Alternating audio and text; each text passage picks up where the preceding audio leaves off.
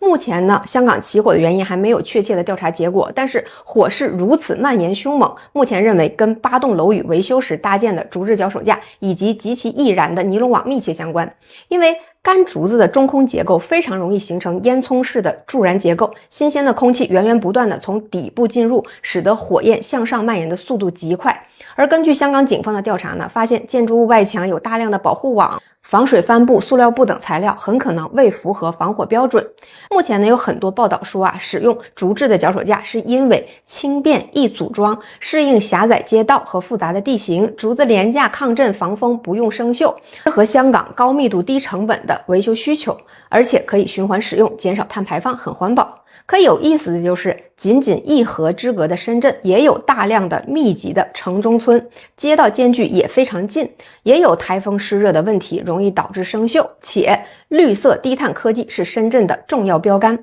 但是深圳在94年就要求所有的施工现场都改用钢管脚手架，09年开始所有的建筑工程中使用竹制脚手架都属于严重违法行为。实际上现在的金属脚手架采用的是单节点的设计，8秒就能完成组装，自锁结构免扣件，模块化组装，拆除的速度达到每分钟10平米，安装时间比竹制的脚手架节约约 60%， 非常适合大面积使用。而且轻量设计的金属件还有万向轮设计，可以单人徒手搬运操作。而现在的脚手架呢，主流都是通过租赁的方式，采取热镀锌防锈的工艺，使用寿命长达10到15年，可以循环使用上百次，远高于竹架子的5到8次，成本大大降低，而且更为环保。实际上，同样气候、同样街道环境的深圳，通过金属脚手架的标准化设计、租赁模式、热镀锌防锈和灵活的机械配合，成功的解决了安装便捷、循环使用、价格低廉和防锈的各种问题。可是在香港，竹制脚手架却被赋予了非物质文化遗产、重要的文化符号的标签，并将脚手架的龙船脊和大金钟等传统棚架形式作为一种独特的技艺传承广泛使用。真正的原因到底在哪儿呢？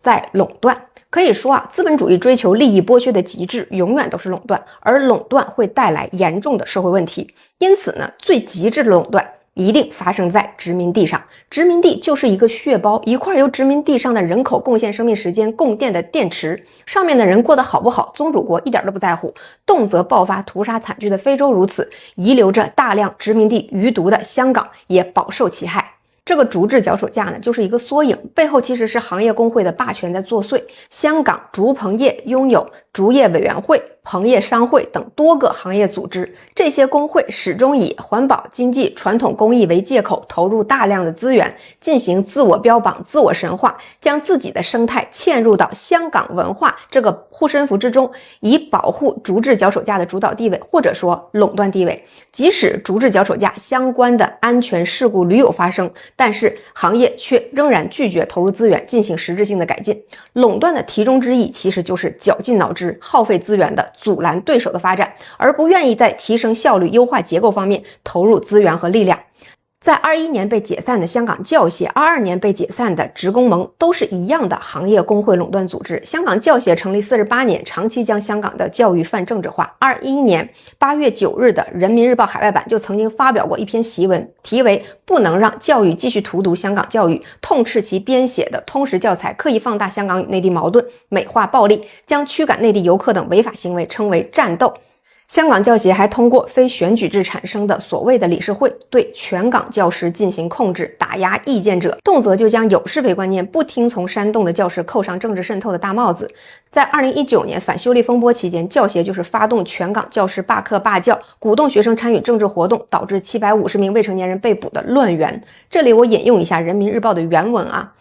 香港教育之病久矣，教师、教材、考试、学校、管理，甚至制度性的设计乱象丛生，教协正是罪魁祸首。此文发表2天后，香港教协解散，而更大的毒瘤职工盟，它下属有97个分会，约有14.5万的会员，控制着多个行会。在19年修例风波中推波助澜，导致交通、零售还在当年推动成立37个以它的会址登记的新工会，目的就是在立法会的选举会中来种票，为反对派夺取劳工界的一席。而这2个协会的重要金主就是我多次给大家介绍过的美国国家民主基金会 NED。21年9月，职工盟被解散，前秘书长和前主席纷纷被控入狱。除了这2个罄竹难书、影响恶劣的组织，医管局员工阵线和国泰航空空乘协会在职业道德沦丧、制造动荡甚至草菅人命等问题上也都是重灾区。对比之下，像码头工会跟前面提到的竹棚工会并没有显著的政治色彩，但是在香港长期的行业工会各占山头，以团结为名实行垄断、分化阻拦社会进步发展为实的大环境下，自然也难以成长为一个代表了进步与公平的组织，都是有着强烈的行业保护倾向的，拒绝设备升级阻碍行业进步的色彩，甚至跟一些灰色势力互相勾结，以维持一种低效劳动密集型的生态结构。看似好像是行会给了成员一份社会分工，其实不过是通过维持最低的生存保障，牢牢地将劳动者锁死在自己的组织框架内，增加自己的社会影响力。码头工会就曾以保护就业为由，勾结黑势力，阻挠自动化，使得香港码头自动化的程度在20年间显著滞后，与新加坡、上海、深圳等港口的自动化水平差距不断扩大，结果就导致香港作为传统的国际航运中心的地位逐步下降。简单举个例子啊，18年香港码头的装卸效率比深圳妈湾港低 20%，22年葵青码头的堆场周转率比上海洋山港低 30%， 到了25年，以桥吊平均单机作业效率为核心指标来算的话，青岛港已经是香港的3倍了。而对于整个供应链来说，这3倍的效率差带来的不是3倍的航线吸引力，而是完全替代。这对香港作为曾经贸易枢纽的地位的打击是根本性的。整个行会不断的通过罢工、选票、舆论阻挠技术升级的理由就是保就业，有了机械就不需要人了。但事实真的如此吗？实际上，以我们本土的厦门港、洋山港以及新加坡港和鹿特丹港为例，码头自动化并未导致工人失业，反而通过技术升级和效率升级，不仅实现了工人收入的增长，还实现了行业对社会增长的贡献。其实原因也特别简单嘛，是首先港口的效率提升了，吞吐量变大了，活才变多了，那收入才能提高呀。而前面我说了，垄断最大的特点就是宁可花心思给进步制造阻碍，也不愿意投入更多资源保持自身的竞争力。那为什么要如此呢？因为真正获利的阶层通过垄断得来的利益